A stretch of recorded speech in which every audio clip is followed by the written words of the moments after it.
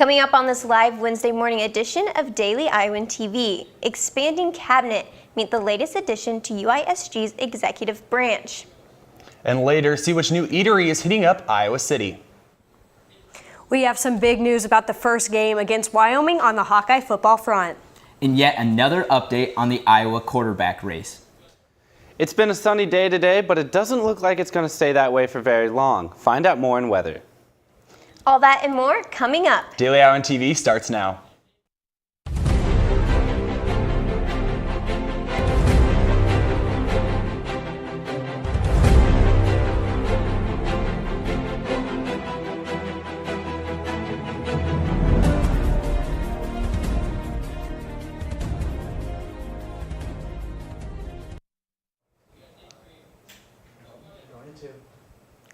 Good morning and thank you for tuning in to our live Wednesday morning edition of Daily Iowan TV. I'm Mackenzie Cooper. And I'm Cole Johnson. UI Student Government has added a new position to this year's executive branch. We sat down with Tristan Schmidt for more on how the new position will change student government. So instead of having to spread it amongst so many people and make communication more difficult, they decided to consolidate this year and create a new academic affairs position where the director would take on those roles. When asked what areas he would focus on in his position, Schmidt had this to say. I would look into how affordable college can be for students, especially first generation students, how student retention is going, what is working, what's effective, what needs improvement, how our academic resources on campus are proving to be useful, in what ways they can have some revitalization options and where they can improve. And when asked about specific projects for the year, Schmidt had a few to mention. There's a couple of projects in the works for affordability, and another thing is trying to make students see student success as a holistic thing instead of just getting straight A's or instead of just being a part of so many different orgs, helping them see that there's a little part of everything that makes a student successful. Stick with the Daily Iowan later this week when we sit down with UISG President Jacob Simpson. The UI Tippie College of Business is replacing its full-time Master of Business Administration program. They're going to replace it with specialized degree offerings. This move is in response to market changes in what both students and businesses need for the workforce. The changes are to be brought up in front of the Board of Regents next month.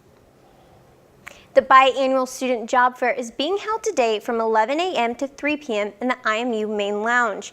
With tuition slowly but surely increasing, this fair is an ideal opportunity for students to find work-study jobs and other lines of work perfect for filling out a resume. Over 1,200 students and more than 35 employers attended the fair last year. The Office of Student Financial Aid has a list of tips for students looking for a little help. They say students should dress to impress, bring their class schedule and work availability, and they should bring their resume. They should also bring contact information for their references and identification documents. They should also be aware of the time of the fair and to bring work-study eligibility verification. Yesterday, Cedar Rapids joined several other Iowa cities in banning the use of fireworks. The City Council passed the ban in a 6-1 vote, going against recommendations from the mayor.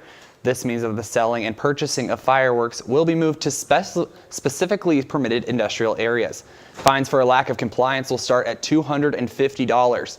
This change comes after the state of Iowa voted to legalize the use of fireworks back in May. And with this ban, it's good that it's coming at the end of summer, and it's starting to feel like fall as well. Yeah, definitely. It was a little bit cold this morning on our way into the studio. Joe, what's the rest of the week looking like for this? That's right, Cole. It's been pretty hot and sunny, but sadly to say, it's not really going to continue that way for long. We're looking at Wednesday afternoon. We're looking at that plenty of sunshine throughout the day, with the temperatures reaching up to 78 degrees. As we move into the evening hours, it'll begin to cool off a bit as the clouds move in, the temperature dropping down to about 55 degrees. So let's now take a look at our 5-day extended forecast. Thursday morning, we're looking at cloudy skies partly in the afternoon, with the temperatures reaching a high of 73 and a low of 56. Friday, we're going to see a lot of cloud coverage followed by some possible night showers, with the temperature reaching up to 76 degrees. And then we move on to Saturday, some of those clouds will part and give us the sun, and with partly cloudy skies and a high of 78. And on Sunday, expect to have another cloudy day with a high of 79. And then as we come out of the weekend, the clouds are going to be sticking around Monday as the temperature's reaching 77 degrees. And that's your weather for the week. And Cole, back to you.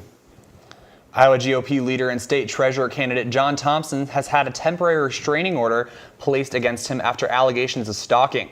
The former Army captain allegedly threatened the safety of his former fiancée, Republican activist Mackenzie Dreesen, by using her Find iPhone app to track her whereabouts. In a statement to the Associated Press, Thompson admitted that he did use the app because he was concerned for her safety. It is currently unknown if this will be a permanent black mark on Thompson's record or if it will affect his plans for the treasurer position.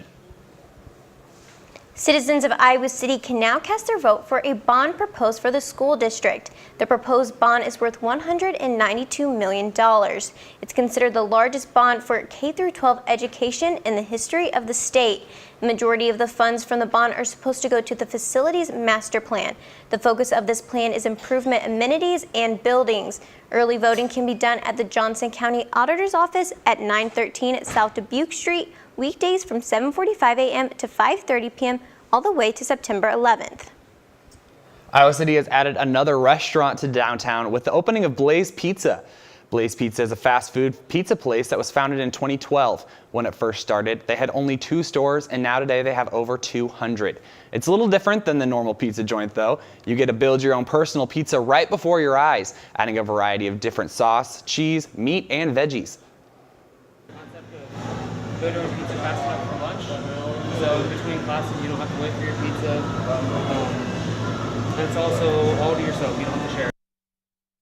Blaze Pizza also has the backing of famous NBA player LeBron James. James has helped Blaze Pizza get to where it is today by being a paid endorser, investor, and even a franchisee for the company.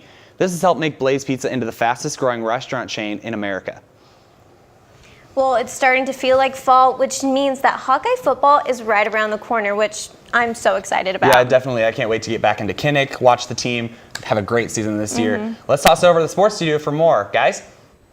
Thanks, guys. Yep, now just 9 days away from Hawkeye football kicking off against Wyoming in Kinnick Stadium. And I am so excited to see how this team has come together since losing some pretty important guys from last year. Especially on the offensive side of the ball, they are having some pretty big changes this season. That's right, and yesterday, head coach Kirk Ferentz and offensive coordinator Brian Ferentz addressed the media about the last 2 weeks of camp. But the main topic during yesterday's press meeting was the quarterback position. Mary Kate Harrion has more. Uyghurs versus Stanley.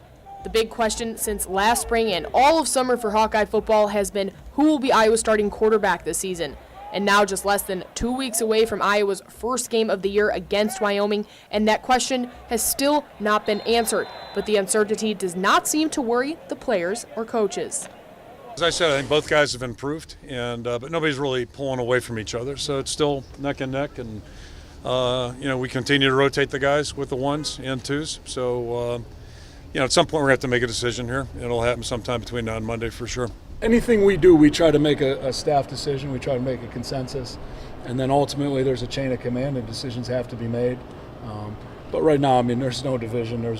We're all trying to find out what's best for our football team. And I would share this with you. Obviously, the quarterback thing gets the most play, the most attention, and I understand that.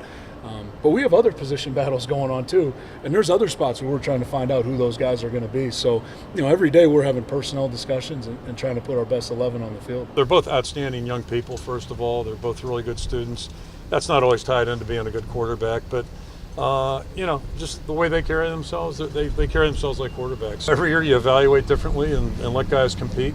Last year Nate was slightly ahead of Tyler, and right now it's pretty much neck and neck. So, we'll see where it is next weekend and then probably make a decision. Now, Coach Ferentz did say they were hoping to have an answer by Monday, so stay with Daily Iowan TV as we will give you all the updates. Reporting outside of the Iowa football facility, this has been Mary Kate Harrion for Daily Iowan TV Sports. Personally, I think it's going to be Uyghurs that gets the starting nod. He's bigger, he's older, I think he's the man. See, I could see it being Nate Stanley because he got snaps last year, and Uyghurs can't say that, but we'll just have to see. But now Kirk Ferentz also had another announcement to the media yesterday, but that will greatly affect the Hawkeye defense. First of all, Manny Regumble will not play in the first game. He's going to serve a 1-game suspension. That's for a violation of team policy. It took place in the out of season and will be enacted here this first week. So we'll move on after that, and he'll be welcome back normal status after serving that 1-game suspension. I think Manny's done a great job. He's owned up to what's going on, and I think he's going to look forward to this as a learning process, and I think he's taken it as a challenge to himself, as being a leader, be on the scout team, and help our offense out for the first game. So Manny only being out for week 1 isn't too bad, but they are taking on one of the top quarterbacks in college football on that first game. Now to more positive news for Hawkeye football. The Associated Press announced yesterday that senior Iowa linebacker Josie Jewell was named to the preseason first-team All-America team. Jewell, who is 6'2" and 236 pounds, a native of Decorah, Iowa, started all 13 games last year at middle linebacker for the Hawkeyes and led the team with 124 tackles, which is the second most in the Big Ten. Jewell was team captain each of those past 2 seasons and was named Iowa's most valuable player on defense in 2016. Jewell was named a 5 preseason award watch list, including the Lott Impact Trophy, Bednarik Award, Butkus Award, Bronco Nagurski Trophy, and the Werfel Trophy.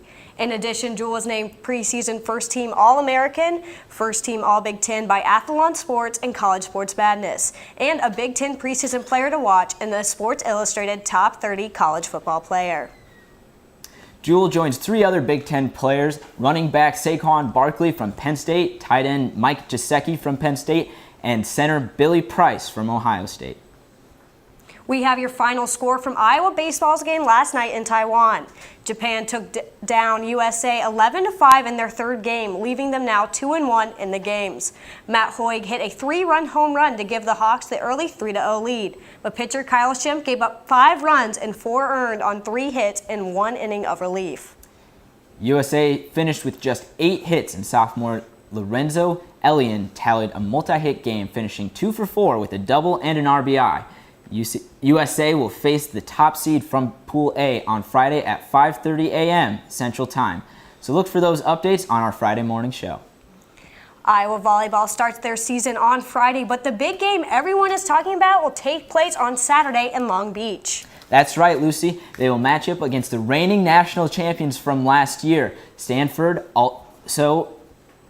Although be a tough game for the Hawks, it will be a great opportunity to show what they've worked on this summer and maybe earn a trip to the tournament. Yeah, I hope so. Iowa's got a tough schedule this year. They have the 2nd toughest schedule in the country.